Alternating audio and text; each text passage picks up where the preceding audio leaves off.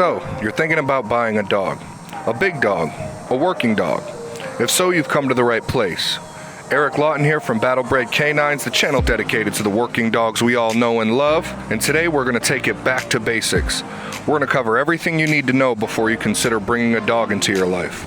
But before we dive in, don't forget to stomp on that like button and subscribe for more free content. Also, feel free to visit battlebredcanines.com for updates and free downloadable content. It's a beautiful day here in South Carolina, so I decided to get out for some fresh air. I apologize if it's a bit noisy out here. Now, for those of you who suffer from puppy fever, take it from me. Never, ever, ever buy a dog out of impulse. If you see a puppy or even an adult dog for sale or free to a good home, your animal-loving fur mom or fur dad instincts might kick in. You're going to want to snatch it up and run to the pet store to buy all the crap you think it's going to need, and then you're going to take it home to film your kids' crying faces to post on social media. Okay, I'm getting carried away. Don't do it. Take it from me. I've been around the block a few times, and not just because I was too drunk to find the house. Today I'm going to give you the full blueprint on whether or not you should own a dog, how to select a dog, how to figure out what breed is right for you, and if you stick around to the end, I'm going to give you a complete shopping list of the things you actually need to bring a dog home. Also, I'd like to point out that when you bring an adult dog home, it should be treated like a puppy until it fully understands and adapts to the new routine. Here's a little rule of 3 I found a while back. In the first 3 days, your new dog is trying to figure out his surroundings. By the 3rd week, he has figured out that this is his home and should be starting to settle into his routine. By the 3rd month, with hard work and dedication, the dog should be pretty comfortable with his new home and routine. So before you get a dog, I want you to be aware that this process will take time and patience. Let's dive in. First and most importantly, if you don't plan on making a 15-year commitment, don't get a dog in the first place. Imagine being a dog and your home and family is the only life you've ever known since leaving the litter. One day you're bubbling over with enthusiasm because they're taking you for a ride in the car because, well, who's a good boy? Then the people you loved and trusted so much, the people you would have done anything to please, take you to a scary place that you don't recognize and leave you there and never come back. This is the dog's point of view when being surrendered to a shelter. And that would make you, I've been trying to watch my mouth lately. Now, if you're looking for a big, aggressive dog to make you look tough or intimidating, then don't bother getting a dog in the first place. Better yet, just click off this video right now and run somebody over with a car, because I can almost guarantee the long-term results will be about the same. You will end up sued or even jailed for negligence. If you're looking for a dog for breeding, don't get a dog. Breeding should only be done by professionals using prize dogs. The fact that your dog might have Kennel Club paperwork does not mean it should be bred. If your dog doesn't excel in the show ring, competition sports, or personal protection with titles to prove it, it shouldn't be bred. If your dog doesn't meet its breed standards, it shouldn't be bred. If your dog isn't tested for hips, joints, health problems, or genetic defects, it shouldn't be bred. If your dog wears sweaters, it shouldn't be bred. Totally kidding. Breeding should be the last thing on your mind. It's not a get-rich business like one might think either. Just enjoy having a dog. It shouldn't be considered an investment. It's a 15-year commitment to a pet that loves you more than he loves himself. Next, if you think it's okay to scream at a dog or even worse, physically hurt a dog because it used the bathroom on the floor or pulled too much on a leash, then owning a dog isn't for you. Raising a dog takes patience. When you rub a dog's nose in his own pee, you're not training him, you're scaring the crap out of him for something he obviously doesn't understand yet. Still with me? Okay, let's move on. First, you want to consider your schedule. If you work 12-hour shifts 5 days a week, then owning a dog probably isn't for you. You might consider getting a cat instead because cats are far more independent than dogs. Now, if you travel a lot, you have to consider whether the dog comes with you or gets placed in a boarding facility, which is not cheap. If you bring your dog with you when you travel, you should be aware that some places have breed-specific laws that prohibit a lot of the bigger working-type breeds such as Rottweilers, Pit Bulls, and so on. Next, you're going to want to figure out whether you want to adopt a dog from the shelter, purchase from a breeder, or purchase second-hand from another owner. I have another video explaining the pros and cons of shopping or adopting. I will leave a link in the description below. Next, you want to figure out the cost of owning a dog. Not only the initial purchase of the dog, but dog food, dog supplies, regular vet visits, emergency vet visits, as well as health insurance if you decide that's something you want to look into. Also, in my opinion, puppy kindergarten shouldn't be optional unless you have enough experience training dogs yourself. The next thing you want to do before taking on the responsibility of an animal is talk it over with the other members of your household. If you're married, then you and your partner should actually be watching this video together. If you have children, be sure to lay down ground rules before bringing the dog home. Number 1, no pulling on the dog's ears or pulling on the dog's tail. It's an animal and should be respected. Number 2, let the dog eat in peace. Disturbing the dog while he is eating can cause anxiety and even food aggression. Number 3, some dogs, especially puppies, are natural chewers, so pick up after yourself. Keep anything a puppy shouldn't have access to out of reach. Number 4, a child, and even an adult for that matter, should never hit a dog under any circumstances. Number 5, dogs have sensitive ears, so keep screaming and screeching to a minimum. Number 6, do not let the dog out of the crate without an adult. If you're getting a dog for your children, remember that you will be the one taking care of the dog and you are still responsible for the dog. Under careful supervision, children who are old enough can help with feeding and training, but never leave a dog unattended with small children, ever. I don't care what the breed is or how much you trust the dog, accidents happen. Dogs are animals. There's countless reports of dogs attacking and even killing people all over the world. A lot of times the owners claim that the dog has never shown any signs of aggression at all, so again, whether you trust the dog or not, it's just not worth the risk. Now if you're still with me, let's move on.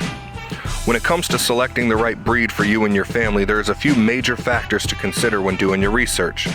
Number 1, energy level. If you work a 40-hour-a-week job and there's nobody you can trust to watch the dog, I would suggest getting a dog with less energy to burn off. In this case, I would suggest a Mastiff type breed like the Bull Mastiff, for example. They could be content with a 20-minute walk when you get home, as well as their routine bathroom outings. On the other hand, if you're a very active type of person who runs or hikes regularly, you might look for a dog with more energy and willingness to work. Obviously, everyone's situation differs from mine, but personally, I don't want to sit down to watch them be. There's multiple ways to burn off a dog's energy. You can throw the ball around if you have a fenced-in yard, you can run your dog on a self-propelled treadmill, and believe it or not, obedience training alone can burn off energy in a dog. Think about it. When you spend hours studying for a big exam, you would usually be too burned out to want to hit the gym afterwards, right? Same for a dog, so try to find a balance between mental and physical stimulation to keep your dog balanced and content. Number 2, climate. This one is pretty straightforward, but if you live in South Florida, a Tibetan Mastiff or English Mastiff probably isn't the best choice when selecting your breed. The same as if you live in Alaska, a Chinese Crested probably wouldn't do too well in the middle of winter. I know these are extreme examples, but you get the picture. Also, keep in mind we are living in uncertain times. If the power goes out, the air conditioning goes with it. So research your breeds with these things in mind. Number 3, do you or anyone in your household suffer from allergies related to dogs? If this is the case, then you might opt for a hypoallergenic dog such as the Giant Schnauzer, especially if you want a dog that can excel in protection work. Number 4, and in no particular order by the way, temperament. To keep it simple, some breeds have a natural disposition to be friendlier than others to strangers, guests, other animals, and even sometimes children. So when looking for the right breed for you, be sure to look closely at the following temperament characteristics: protection instincts, which can sometimes be mistaken for aggression, energy and activity level, which we have already covered, playfulness, loyalty, intelligence, sensitivity, and compatibility with children and other animals. Number 5, size.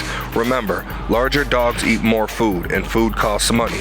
On top of that, if you are renting, most landlords have strict size and weight limits on dogs who can occupy their properties.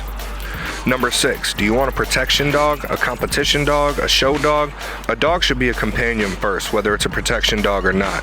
An aggressive dog and a real protection dog are two different things. A protection dog should actually have a very stable temperament. Also keep in mind that when a dog is properly trained for protection work, you are pretty much walking around with a loaded gun. You need to ask yourself if you are truly qualified to properly handle and confine this type of animal.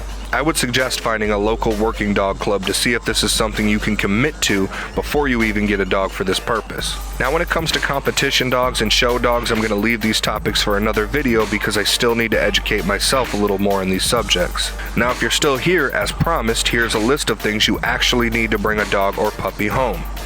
You'd be surprised how many people get a dog and run to the pet store and spend hundreds of dollars on things they simply don't need. Before we dive in, I want to remind you that if you purchased a dog from a breeder or another owner, be sure to get the dog to the vet within the first 48 hours for a quick checkup. Good breeders usually sell puppies with some kind of health guarantee, but better to be safe than sorry. As far as I know, most animal shelters carry out a health check as well as vaccinations before a new owner takes the animal home.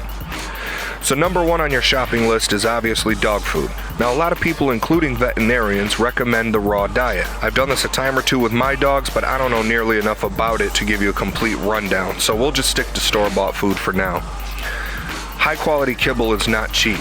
You want to make sure your dog is eating food appropriate for its age while staying away from grocery store brands such as Pedigree, Puppy Chow, Iams, and so on. These brands of dog food are usually full of fillers and are horrible for your dog. It's pretty much the same as feeding your child McDonald's and Burger King every day. Make sense? I personally feed my dogs Pro Pack and Eagle Pack. These brands cost around $50 for a 40-pound bag. Also, when figuring out what kibble is right for your dog, do a quick Google search for any recent recalls. Once in a while I hear about a reputable dog food company recalling their products because a large number of dogs who ate their food became extremely ill and in some cases even died. So be on the lookout for that. Actually, it might be a good idea to Google search recalled dog food every few months just to be on the safe side. Number 2, indoor confinement. I personally recommend 3 methods of confinement for a puppy: a wire crate, a plastic crate, and a gated play area. The wire crate should be used to confine a dog without isolation. The crate can be placed in the living room while the family is watching a movie, for example. You don't want to have to spend the whole time watching the dog instead. With this method, it can still feel like it's with the pack. The plastic crate is for isolation, travel, and bedtime. Side note, a young pup shouldn't be left in a crate for more than 4 hours at a time. The play area could be made using a puppy pen or gating off a certain room in the house, like the kitchen, for example, with a baby gate. Number 3, outdoor confinement. Now I should break this down into 2 sections. Outdoor confinement for a puppy can be a simple tie-out while supervised, a puppy pen also while supervised, or even an outdoor dog kennel. An adult dog, on the other hand, especially a high-energy working dog, should be kept on a proper chain connected to a secure tie-out spike or in a high-grade outdoor dog kennel with a roof to prevent climbing and a floor to prevent digging. A dog should never be left outdoors in extremely hot or cold climates and should always be provided with shelter and fresh water. For safety reasons, it's not a good idea to chain a dog to a tree or anything else it can wrap its chain around. Number 4, feeding bowls. Pretty straightforward. I prefer metal bowls because they are easier to clean, stack, and store away. For larger dogs, you'll want to stay away from elevated feeding bowls to prevent bloat, which is a life-threatening condition. I always thought it was the other way around. I used to use elevated feeding bowls for my Rottweiler, but thank God I was corrected before anything like this happened. Number 5, dog beds. Now, as far as dog beds go, again, I will break this into 2 sections. For a puppy, I would suggest using a regular bathroom towel because puppies can still be destructive. For an older puppy or adult dog who could be trusted not to destroy his own bed, my wife actually suggested a crib mattress and it worked perfectly. The great thing about a crib mattress is it can be wiped down with a wet cloth and fitted with sheets that can be changed out weekly. Regular dog beds can be easily destroyed and are very hard to keep clean in my opinion. Number 6, a leash or lead and collar. When it comes to a growing puppy, you can stick to your basic 4 to 6 foot leash with an adjustable collar.